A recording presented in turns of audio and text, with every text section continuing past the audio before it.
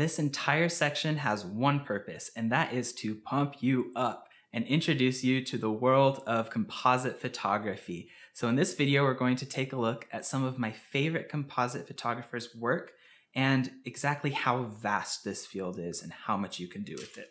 So let's take a look here. This is Josh Rossi. He is a photographer that works with high-end brands to do commercial photography. So it's all composite work. His work is very complex, but very vibrant, the type of stuff that you would see on advertisements. I absolutely am obsessed with it. He's worked for big companies like Champion. He works with Devin Graham, the YouTuber, a lot. Damon John from Shark Tank. He creates these scenes that in an instant tell a story and make you wish that whatever you're seeing had actually existed. The way that he sees the world is so vibrant and so inspiring. I absolutely love it, and you can see exactly why brands love him too. The next artist is Brooke Shaden. She is a self-portrait photographer that does really cool work that looks almost like it was hand-painted, but it was all created in Photoshop.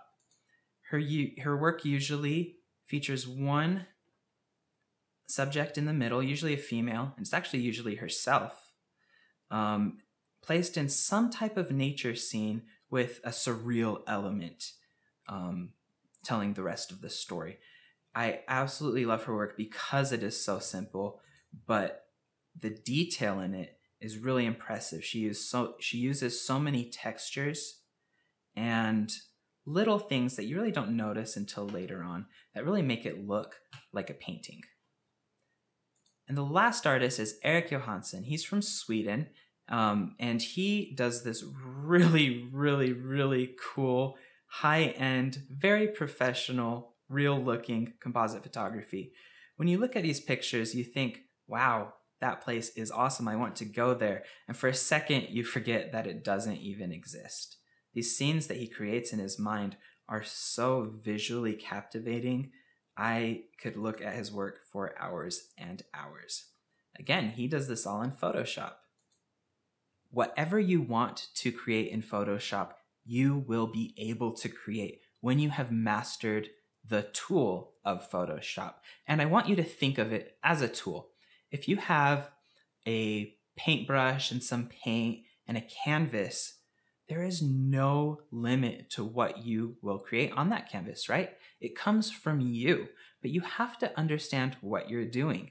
I couldn't go out and create a Picasso piece today because I don't know the tool of, the paintbrush as well as Picasso did.